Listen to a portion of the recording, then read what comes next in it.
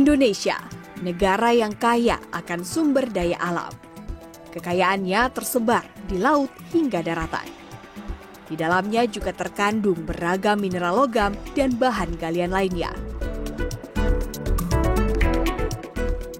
Salah satunya adalah tembaga. Saat ini Indonesia memiliki jumlah cadangan tembaga sebesar 24 juta ton. Dari angka tersebut, Indonesia masuk dalam 11 besar cadangan tembaga dunia.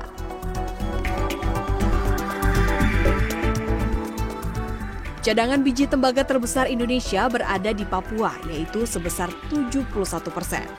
Dari sisi produksi tambang tembaga dunia, Indonesia berada di urutan ke-11 dengan lokasi tambang terbesarnya berada di Papua dan Nusa Tenggara.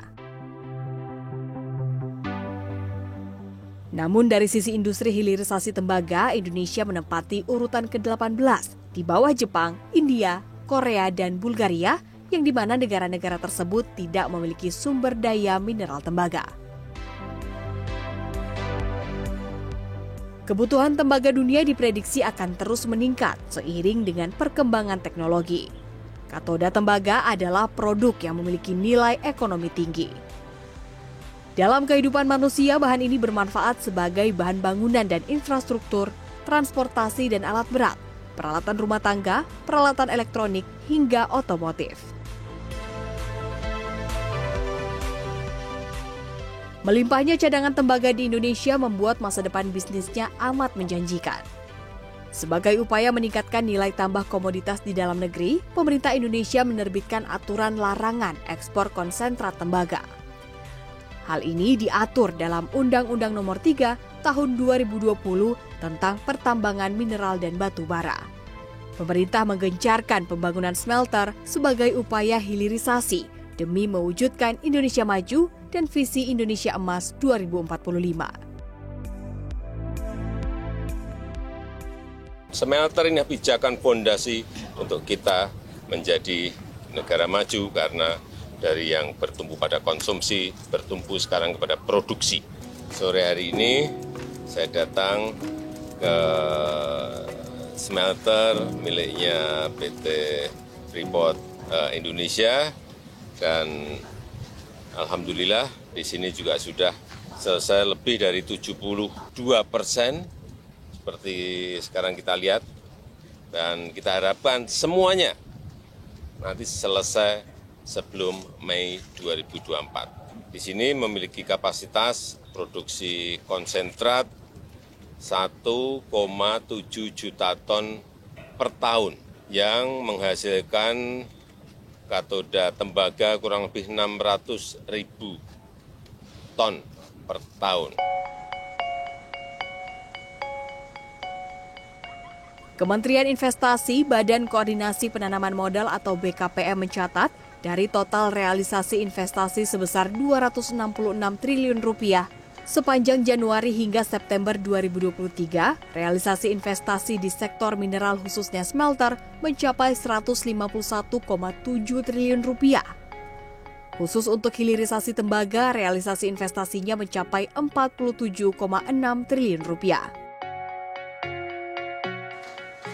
Melalui hilirisasi tembaga, Indonesia akan menjadi salah satu negara penghasil katoda tembaga terbesar di dunia.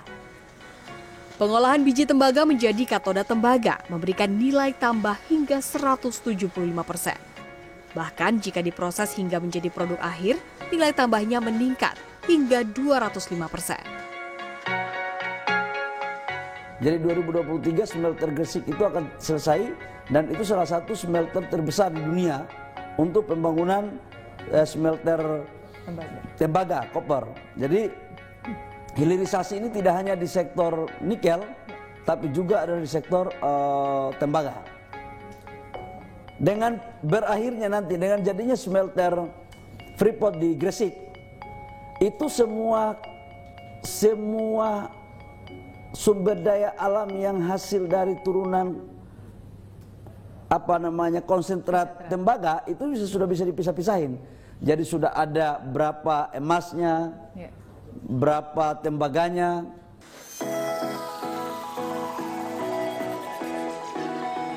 Dari sisi permintaan di pasar global, kabel tembaga mengalami peningkatan permintaan yang paling tinggi, yaitu mencapai 263 miliar dolar Amerika Serikat pada 2028. Melalui hilirisasi tembaga, Indonesia menargetkan sebagai 5 besar produsen kabel dunia. Konsumsi tembaga dunia juga meningkat seiring perkembangan kendaraan listrik, pasar elektronik, hingga pembangkit energi terbarukan. Khusus untuk kebutuhan kendaraan listrik dan stasiun pengisian dayanya, kebutuhan kabel tembaga mencapai 900%. Dalam hal ini, Indonesia menargetkan untuk menjadi 2 negara terbesar sebagai produsen penggerak motor listrik dunia. Hilirisasi adalah kunci kemajuan ekonomi nasional. Sejalan dengan hal tersebut, pemerintah telah membangun peta jalan hilirisasi investasi strategis hingga 2040, yang di dalamnya terdapat 21 komoditas di 8 sektor prioritas. Hilirisasi tembaga akan memberikan nilai investasi sebesar 38 miliar dolar Amerika Serikat dengan peningkatan devisa mencapai 281,89 miliar. Hilirisasi komoditas ini akan menyediakan lapangan kerja hingga 253.583 orang hingga 2040 mendatang.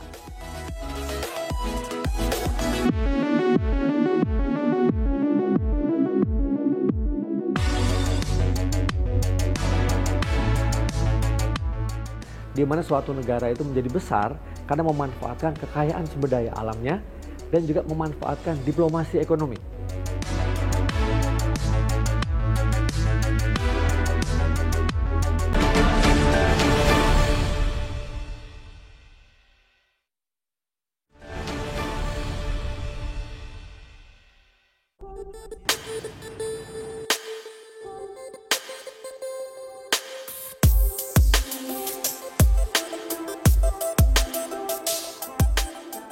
Konsentrat tembaga adalah potensi komoditas luar biasa yang dimiliki Indonesia.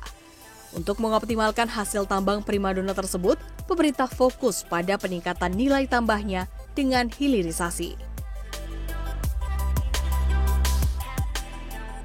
Selaras dengan komitmen perusahaan untuk mendukung percepatan pengembangan industri hilir dan transformasi ekonomi nasional, PT Freeport Indonesia membangun smelter tembaga single line terbesar di dunia. Smelter baru ini dibangun di atas lahan 100 hektar di kawasan ekonomi khusus JIPE, Gresik, Jawa Timur. Hingga akhir Oktober 2023, proses pembangunan smelter konsentrat tembaga ini telah mencapai 80,75%. Pada akhir Desember 2023, konstruksi fisiknya rampung keseluruhan. Pre-commissioning dan commissioning smelter ini akan dilakukan pada Mei 2024. Selanjutnya, smelter PT Freeport Indonesia akan beroperasi secara penuh di akhir 2024. Smelter kedua PT Freeport Indonesia ini akan memproduksi 1,7 juta ton konsentrat tembaga per tahun dengan hasil produk katoda tembaga yaitu mencapai 600.000 ton per tahun. Hasil pemurnian tembaga melalui proses precious metal refinery menghasilkan lumpur anoda untuk memproduksi emas hingga 50 ton per tahun. Proses ini juga menghasilkan perak hingga 200 ton per tahun. Selain produk utama, smelter PT Freeport Indonesia juga akan menghasilkan tambahan produksi 1,5 juta ton asam sulfat per tahun, 1,3 juta ton terak tembaga, dan 150.000 ton gipsum per tahun. Dana investasi yang ditanamkan pada smelter PT Freeport Indonesia mencapai 2,8 miliar dolar Amerika Serikat yang setara dengan 42 triliun rupiah. Smelter ini akan menyerap hingga 21.000 tenaga kerja. Saat ini, produksi konsentrat tembaga PT Freeport Indonesia didistribusikan ke PT Smelting Gresik, Jawa Timur. Smelter ini adalah smelter pertama PT Freeport Indonesia dan konsorsium Jepang. PT Smelting mampu memurnikan dan mengolah 1 juta ton konsentrat tembaga menjadi 300.000 ton katoda tembaga setiap tahun. Dengan kapasitas pengolahan ini, PT Freeport Indonesia telah mengolah dan memurnikan 40% konsentrat tembaga yang diproduksi di Papua. Dari kapal, konsentrat tembaga diterima dan dibongkar di dermaga. Proses unloader dengan sistem klem bucket dan belt conveyor mendistribusikan konsentrat tembaga ke dalam gudang. Konsentrat dan pasir silika dioksidasi sehingga menghasilkan lelehan mate dan terat. Tembaga yang telah dimurnikan lalu dicetak ke dalam Hazlet Twin Belt Caster untuk membentuk lempengan tembaga. Pada proses pemurniannya, anoda tembaga kemudian di-electro-refining menggunakan pelat baja tahan karat sebagai katodanya.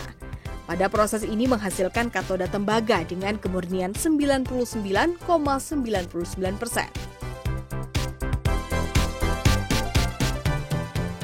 Smelter tersebut menghasilkan produk utama katoda tembaga dan produk samping seperti asam sulfat untuk campuran pupuk, gipsum untuk semen, lumpur anoda untuk pemurnian emas dan perak, tembaga telurida, hingga terak tembaga untuk campuran semen dan beton cor. Kedua semen konsentrat tembaga Indonesia ini nantinya akan semakin meningkatkan kebutuhan produk di dalam negeri. Upaya hilirisasi ini prospektif seiring pengembangan kendaraan listrik di Indonesia yang juga membutuhkan tembaga selain nikel dan aluminium. Kendaraan listrik membutuhkan tembaga 4 kali lipat dibandingkan kendaraan konvensional. Sama halnya stasiun pengisian daya kendaraan listrik yang juga membutuhkan tembaga dalam perangkatnya. Hilirisasi adalah jalan keluar bagi Indonesia untuk menjadi sebuah negara yang besar guna mensejahterakan seluruh masyarakatnya. Ini ada satu tujuan besar bagaimana Indonesia kembali bangkit menjadi sebuah economic statecraft. Satu konsep yang banyak digagas dalam ekonomi politik internasional, di mana suatu negara itu menjadi besar karena memanfaatkan kekayaan sumber daya alamnya dan juga memanfaatkan diplomasi ekonomi. Berhubungan dengan berbagai negara, juga bekerja sama dengan perusahaan multinasional, baik state-owned company maupun private-owned company, untuk sama-sama menyejahterakan masyarakat ya suatu negara. Terkaitan kebijakan, kohesivitas kebijakan, koherensi kebijakan, kebijakan investasi, kebijakan industri, dan kebijakan perdagangan. Ini sudah bagus sih sekarang. Ya. Meninvest, Marinvest, BKPM mencari investasi untuk industri kan tentunya kan, kembangan industri, ya, kemudian industrinya berkembang, bagaimana ini outputnya bisa untuk market domestik, ya kan, untuk misalnya untuk substitusi impor juga, tapi juga untuk pasokan global kan. Nah untuk itu bagaimana kebijakan perdagangan juga harus bisa ya menyatukan ini. Jadi jangan ini ditarik, ini kerannya dibuka, industrinya bisa mati. Nah tetapi ada satu hal yang missing, bagaimana itu bisa diorkestrasikan dengan baik. Sebagai menuju economic statecraft, dibutuhkan satu kerangka diplomasi, kebijakan luar negeri yang baik. Nah, kebijakan luar negeri yang transformatif, menurut saya itu penting. Di mana leadnya? Leadnya ada di Kementerian Luar Negeri. Nah, tentu di Kementerian Luar Negeri ini sinergitas ya antara investasi, industri, perdagangan harus lebih dikemas lebih bagus.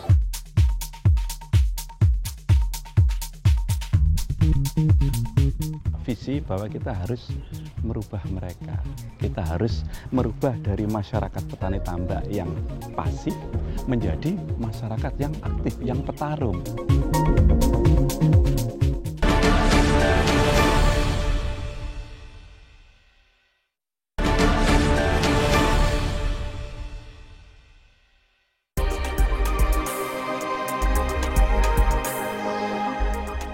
Smelter adalah salah satu upaya strategi untuk memperkuat hilirisasi. Selain memberikan nilai tambah pada komoditas, hilirisasi juga menghasilkan multiplier effect. Memberikan peningkatan pada devisa, mendatangkan investasi, hingga menggerakkan sektor pendukung dan pengguna hasil produksi smelter. Hadirnya smelter juga mendorong kemajuan ekonomi dengan menyerap banyak tenaga kerja. Pembangunan smelter juga memberi dampak positif bagi warga sekitar. Pusat Transformasi Bersama atau PTB didirikan sebagai fasilitas untuk pengolahan limbah pembangunan smelter PT Freeport Indonesia di Manyar, Gresik. Material sisa konstruksi yang tidak lagi terpakai seperti kayu, besi, dan plastik didaur ulang menjadi produk yang siap pakai seperti meja, kursi, lemari, dan perabot lainnya. Kayu disortir kemudian masuk ke dalam proses pemotongan, penghalusan, perakitan, dan finishing. Pekerja workshop PTB ini adalah warga yang terdampak pembangunan smelter di Kecamatan Manyar dan Bunga, Kabupaten Gresik. Sebelum ada industri masuk, mereka adalah para petani tambak dan para buruh tambak, di mana kehidupan mereka sangat tergantung dari tambak itu, yang prinsipnya atau secara ininya adalah mereka pasif. Artinya gini, bulan ke-1 mereka tanam ikan, kemudian tunggu 3 bulan, 4 bulan kemudian mereka panen, nah disitulah hasilnya. Nah, untuk makan sehari-hari mereka cukup mancing, ambil ikan untuk sehari-hari cukup. Kemudian industri masuk. Salah satunya terakhir ini ada Freeport masuk ya. Akhirnya berubahlah budaya mereka, di mana tanah-tanah mereka kemudian beralih fungsi dari tambak menjadi industri, sehingga mereka menjadi loh, saya harus bagaimana nih, gitu kan, berubah budaya ya. Lah, dari situ akhirnya PTB yang tadi itu kita sebesar-besar untuk sosial, kita punya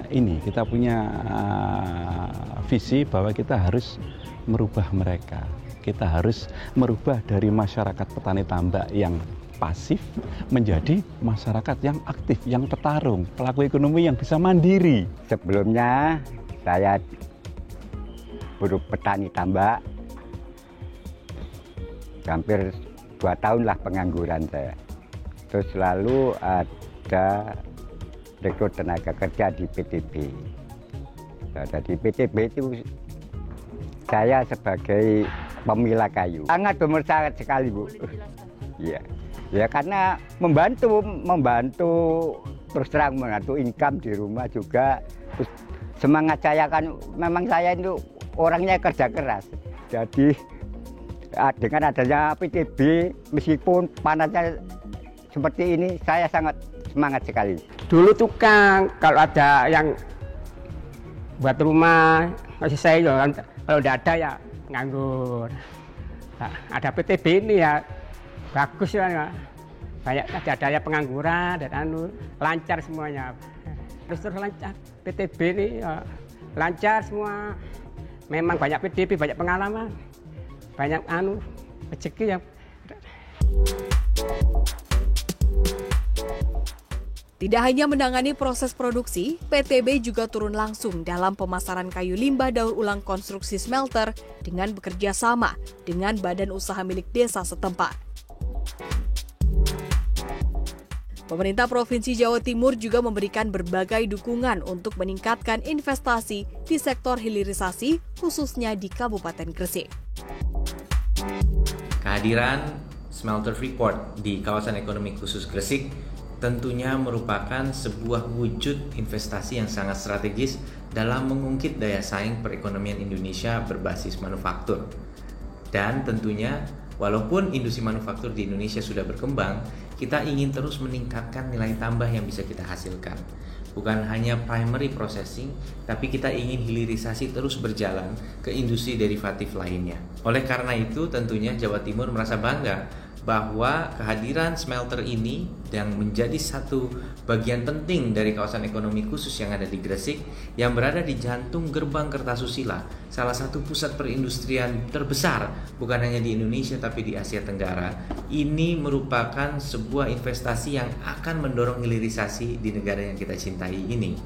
Kita tahu bahwa kita harus bergeser untuk bukan saja mengolah mentah, tetapi juga bagaimana kita bisa terus mendorong adanya hilirisasi. Dan dengan ekosistem industri manufaktur yang ada di Jawa Timur, maka proses hilirisasi tentunya akan menjadi semakin besar daya jangkau dan dampaknya. Dan bagaimana Pemprov kemudian memberikan dukungan, salah satunya adalah diantaranya kita telah memiliki kawasan untuk pengolahan limbah B3 yang sudah diresmikan, sudah beroperasi dan bisa menunjang agar industri bisa memenuhi keamanan dari penanganan limbah B3 yang selama ini harus dikirimkan jauh sekali di luar Provinsi Jawa Timur. Yang kedua, juga ada suplai air minum atau suplai air bersih unggulan. Dan air berkualitas sangat tinggi ini menjadi salah satu prasyarat dari kualitas industri manufaktur yang memerlukan presisi yang sangat tinggi. Nah, ini hanya segelintir dari berbagai macam dukungan dan antusiasme yang Pemprov Jatim miliki terhadap inisiatif peningkatan hilirisasi industri yang ada di Indonesia. PT Aman Mineral Industri juga melakukan hilirisasi konsentrat tembaga. Fasilitas smelter pemurnian konsentrat tembaga dan pemurnian lumpur anoda atau PMR lokasinya di sekitar area tambang Batu Hijau, Kabupaten Sumbawa Barat, Nusa Tenggara Barat. Rencananya, smelter tembaga dengan kapasitas 900.000 ton konsentrat tembaga per tahun ini akan melakukan kegiatan operasionalnya pada pertengahan 2024. Pemerintah akan terus mendorong hilirisasi khususnya di sektor tembaga yang mendatangkan banyak peluang ekonomi. Namun, sejumlah tantangan dihadapi pemerintah. Opportunity yang besar ya untuk pengembangan tembaga atau hilirisasi tembaga di Indonesia. Jadi bukan hanya sekedar kita mendorong mereka berproduksi, tetapi domestic marketnya juga akan tumbuh tinggi sekali sejalan dengan perkembangan industri baterai, kendaraan listrik, dan kita juga akan dorong nanti perkembangan dari industri elektronik di Indonesia. Sehingga tadi penggunaan dia dari sisi untuk yang copper wire-nya itu juga akan bisa termanfaatkan cukup besar. Di samping itu juga dibutuhkan untuk pembangkit listrik sebetulnya juga. Dalam melakukan hilirisasi ke depan itu tantangannya terutama mungkin adalah apa insentif yang bisa kita tawarkan. Sehingga industri hilirisasi kita itu memang akan lebih kompetitif dibandingkan apabila mereka bangun itu di negara lain. Untuk komoditasnya tentu karena ada di kita itu akan menjadi lebih kompetitif. Tetapi tadi perizinannya, kemudian tenaga kerjanya. Permasalahan tenaga kerja di kita adalah masalah kualitas tenaga kerja. Ya, belum semua daerah memiliki SDM dengan kualitas yang rata atau merata atau sama. Nah ini merupakan tugas kita selanjutnya. Maka kita mendorong untuk pelaksanaan vokasi oleh perusahaan-perusahaan yang melakukan hilirisasi. Kenapa kita berharap vokasi itu dilakukan oleh perusahaan yang melakukan hilirisasi agar kualitas sumber daya alam yang nanti dihasilkan itu memang sesuai dengan kebutuhan dari industri itu sendiri. Tetapi kita tidak hanya mendorong atau meminta mereka melakukan, tapi pemerintah juga memberikan insentif bagi pelaku usaha yang melakukan kegiatan vokasional tadi. Apa bentuknya? Kita berikan mereka, kita katakan super tax deduction, ya, adalah satu potongan pajak yang besar sekali, ya, agar mereka bisa mendapatkan benefit juga, gitu loh. Bukan hanya benefit untuk sumber daya manusia kita, tetapi benefit untuk perusahaan itu sendiri karena mereka bisa mendapatkan keringanan pajak.